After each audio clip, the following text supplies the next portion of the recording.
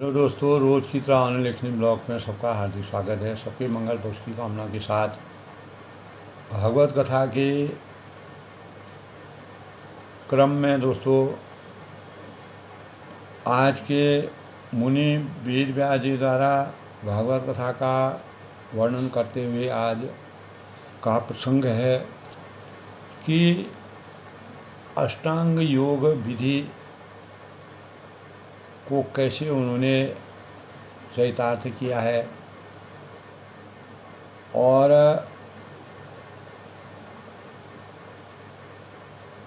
देवहूति और कपिल भगवान के बीच में जो ज्ञान की पराकाष्ठा देवहूति के उदर में जब कपिल भगवान की उत्पत्ति हुई तो कपिल भगवान ने किस प्रकार से अपनी माता को ज्ञान से संचित किया। तो आज के प्रसंग में दोस्तों भागवत कथा के अनुसार कपिल भगवान अष्टांग योग विधि का वर्णन करते हैं अपनी माता देवहूति से। तो माता जी अब मैं तो वह देवहूति से कहते हैं, माता जी अब मैं तुम्हें यानी ध्येय स्वरूप जिसको कहते हैं बीज सबीज पूरा तथ्यों स्वरूप के आलंबन से युक्त यानी ध्येय स्वरूप के आलंबन से युक्त अर्थात सभी योग का लक्षण बताता हूँ जिसके द्वारा चित्त शुद्ध एवं प्रसन्न होकर परमात्मा के मार्ग में प्रवृत्त हो जाता है। तो यथाशक्ति शास्त्र विहीन स्वधर्म का पालन करना तथा शास्त्र विरुद्ध आचरण का परित्याग करना, प्रारब्ध पर जो हमें मिल जाए उसी में संतुष्ट रहना, आत्मज्ञानों का के चरणों की पूजा करना, ये उन्होंने अष्टांग योग के बारे में जो उन्होंने अपनी माता को बताने का प्रयास किया। इससे पहले दोस्तों कल के प्रसंग में प्रकृति पुरुष के विवेक से मोक्ष प्राप्ति का जो वर्णन उन्होंने किया वह अपनी माता देवहूति से कहते हैं भगवान कपिल देव की ये तो भगवान को ने भक्ति योग की महिमा बताई और सब भगवान ज्ञान योग प्रवृत्ति पुरुष और विवेक का मोक्ष प्राप्त का वर्णन कर रहे हैं। तो प्रकृति क्या है? शरीर एवं उसके कर्म और पुरुष आत्मा और आत्मा। अब गुरु भगवान ने बताया, कपिल भगवान ने बताया कि हम आत्मा हैं तो हमारा वास्तविक स्वरूप शरीर से अलग है, अतः इससे कार्य होने दें। कर्ता जो कार्य को करता है कि अभिमान को त्याग कर दुष्टा भाव में आ जाए, तो जब वह अभिमान अहंकार को त्याग कर दुष्टा भाव में आ जाता है तो जब वह प्रकृति और पुरुष का अलग अलग विभाग कर देंगे तो पुरुष परमात्मा में स्थित रहेंगे तो मोक्ष के अधिकारी होंगे, मोक्ष की प्राप्ति के अधिकारी होंगे। तो इस संबंध में श्री भगवान कहते हैं कि हे माता देवहूति,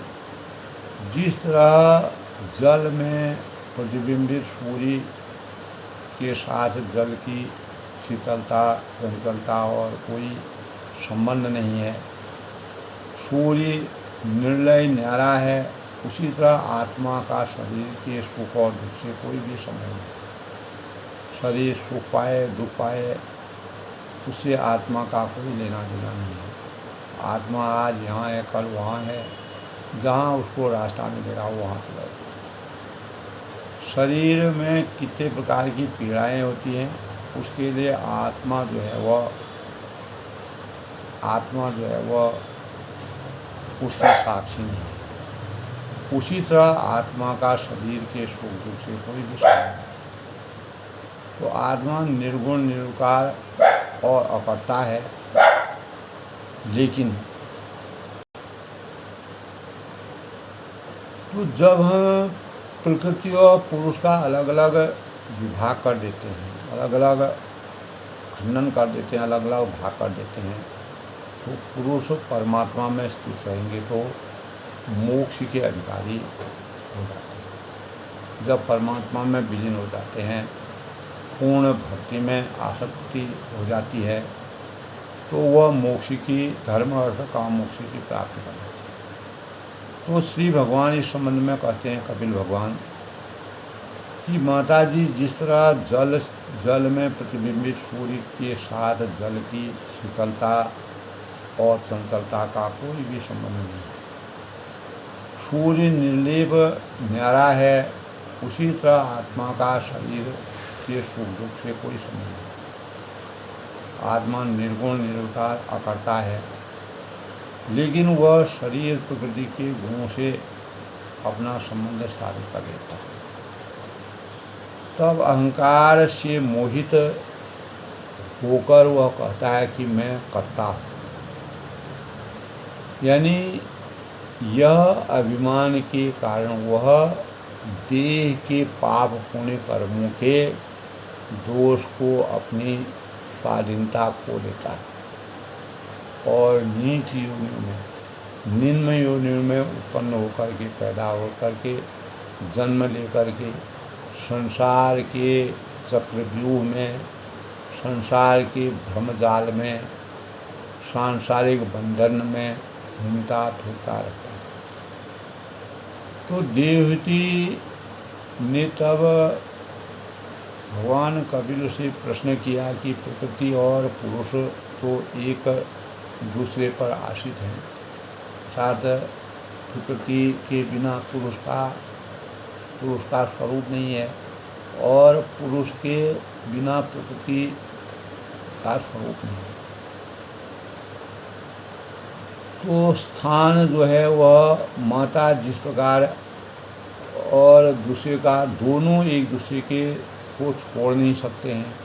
और प्रकृति के गुणों में रहते हुए मोक्ष कैसे प्राप्त हो। तो भगवान उस संबंध में कहते हैं कि माता जी जिस प्रकार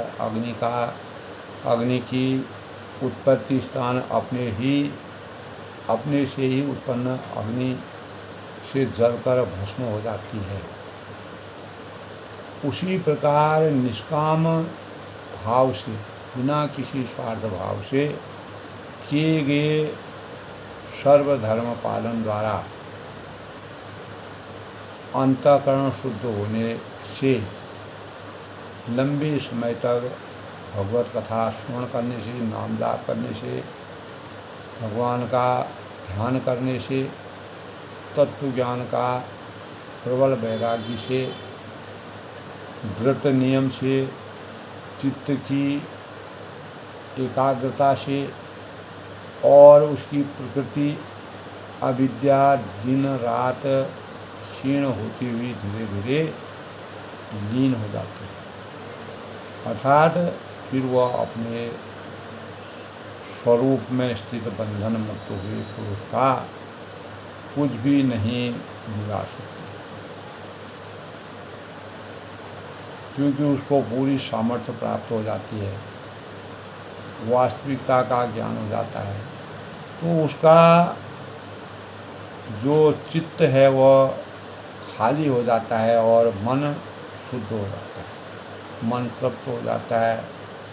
पूर्ण भावता में समा जाता है और उसमें रह जाती है बस अपने स्वरूप की स्मृति। तो तब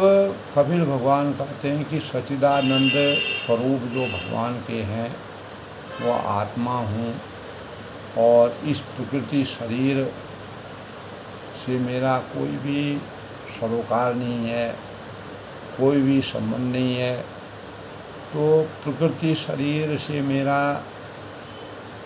आत्मा, मैं आत्मा हूँ। मैं जहाँ मुझे जाना होगा मैं वहाँ चले जाऊँगी। मैं अपने आप में स्वतंत्र हूँ और इस प्राकृतिक शरीर अनेकों जगह पर पैदा होने वाले भौतिक शरीर में मैं विचरण करती हूँ और इससे मेरा कोई भी सुख का, दुख का और बीमारियों का, खुशियों का कोई भी मेरा आधिपत्य इसमें नहीं है। कि अनुक्रम में दोस्तों जैसे कि बताया, जब आत्मा के बारे में हमें यह ज्ञान हो जाता है तो अष्टांग योग विधि कपिल भगवान कहते हैं इस संबंध में कि माताजी देवती से अब मैं तुम्हें यानी ध्येय स्वरूप के आलम्बन से युक्त या इसको कहते हैं सबीज योग का लक्षण बताता हूँ, जिसके द्वारा चित्त शुद्ध एवं प्रसन्न होकर परमात्मा के मार्ग में प्रकट हो जाता। तो यथाशक्ति शास्त्र निहित जो स्वधर्म के पालन करना होता है तथा शास्त्र विरुद्ध आचरण का त्याग करना होता है। तो प्रारब्ध व जो मिल जाए उसी में संतुष्ट रहना, आत्मज्ञानियों के चरणों की पूजा करना। हमें जो जीवन मिल जाए, जो चीज़ हम जिस अवस्था में हैं उसी में जो आत्मज्ञानी लोग होते हैं के चरणों में ही पूजा करते हैं। तो विषय वासनाओं में अनेक प्रकार के भौतिक विषय वासनाओं को बढ़ाने वाले कर्मों से हमें दूर रहना और संसार बंधन से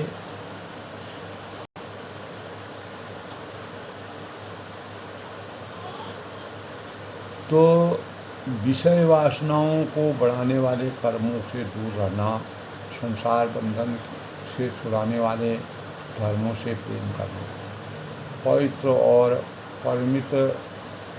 भोजन करना, निरंतर एकांत और निर्भय स्थान में रहना, मन, वाणी और शरीर से किसी जीव को न सताना,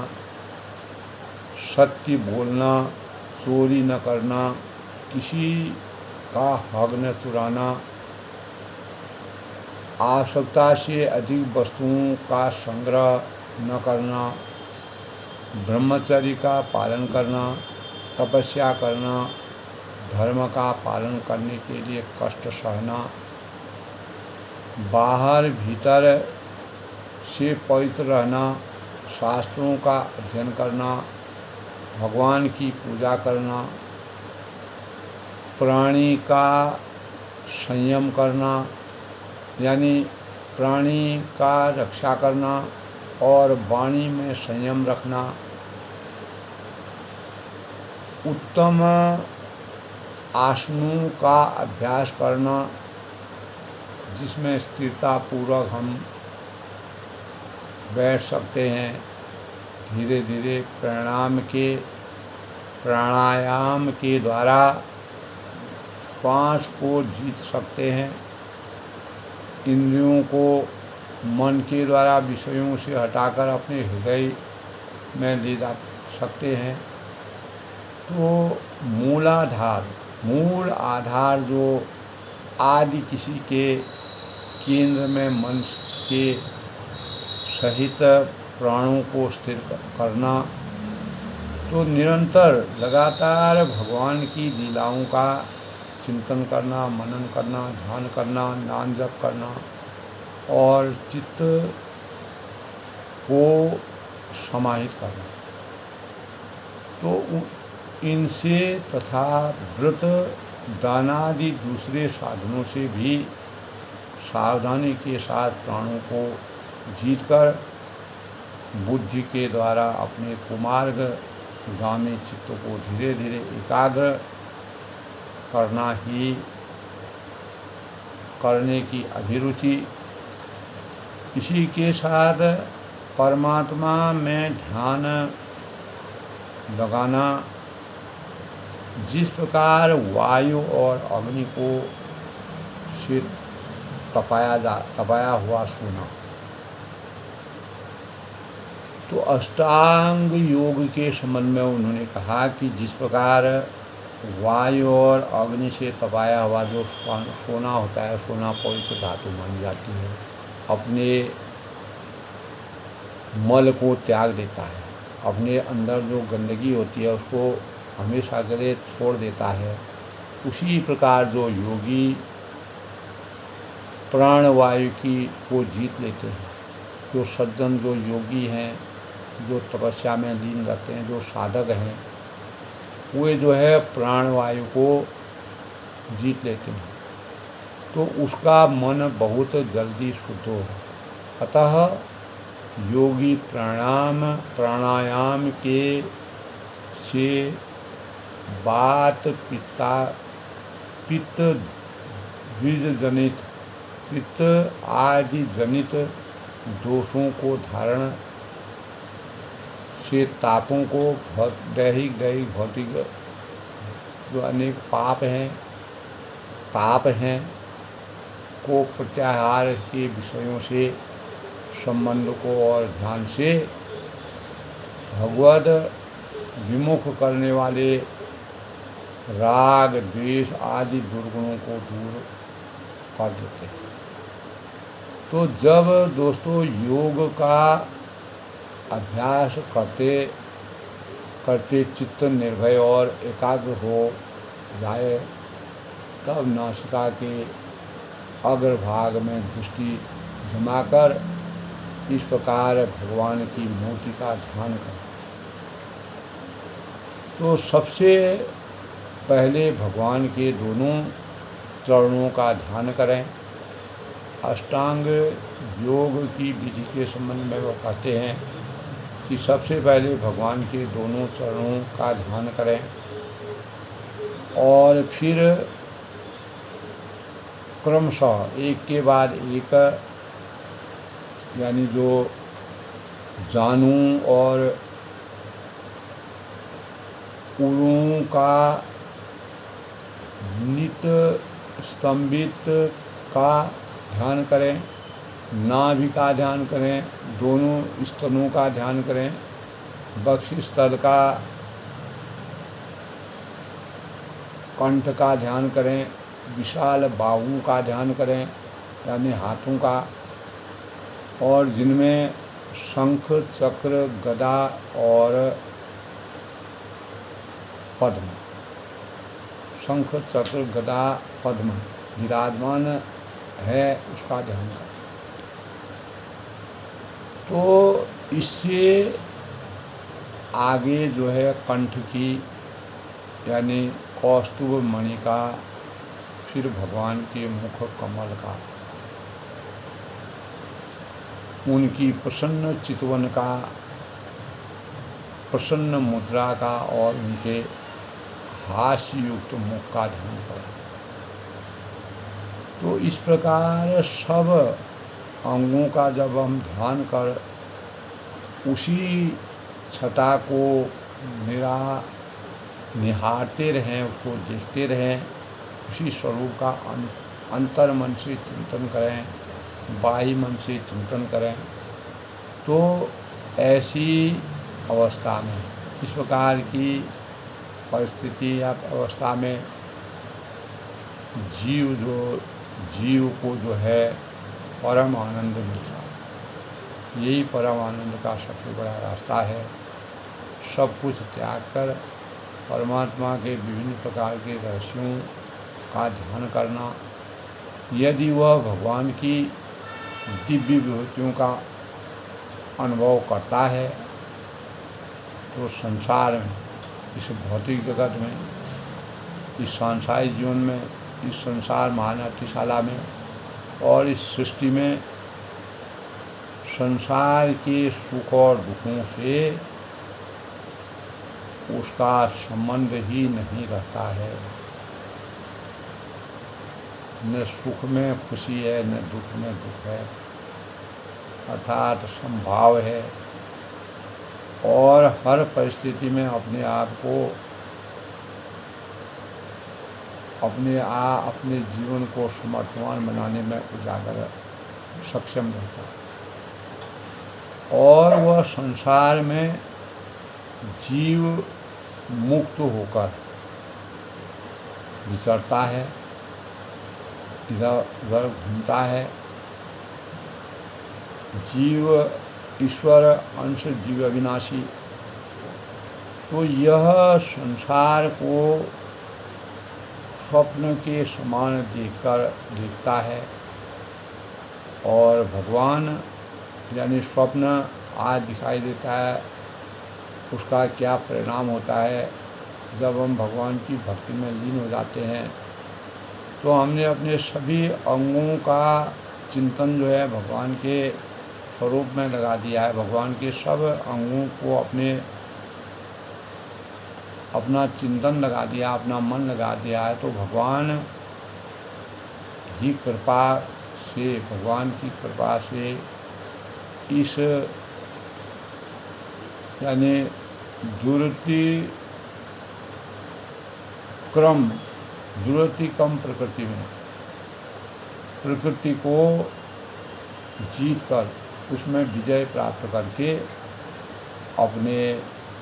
स्वरूप में स्थिर हो जाते हैं, यानी अपने वास्तविक स्वरूप में विराजमान हो जाते हैं। तो आज के प्रेरणादायक विषय में भागवत कथा में मुनि वेद व्यास जी ने अष्टांग योग हमारे लिए किस प्रकार से निधि के समान कार्य करती है मानव जीवन के लिए। कपिल भगवान ने अपनी माता देवहूति को उसके पूरे भावों की समीक्षा की है। तो दोस्तों, यह ज्ञान की उच्चता पराकाष्ठा का सबसे बड़ा मानक है। तो इसी प्रकार दोस्तों, आज के प्रसंग की मैं प्रसंग को विराम देते हुए सबके मंगल भोग की कामना करता हूँ। अधिक से अधिक लोग इसका मनन करें, ध्यान करें, चिंतन करें और भागवत कथा के वास्तविक रहस्य का गुणगान करते हुए अपने जीवन को अर्थ धर्म काम मोक्ष की प्राप्ति के परिणाम स्वरूप सर्वे संतुष्टिनो सर्वे संयामया सर्वे भद्राण पश्चिम माँ कश्चित भाग हुए की अनुभूति स्वतः ही होने लगी। सबके मंगल भोग की कामना के साथ वाणी को विराम।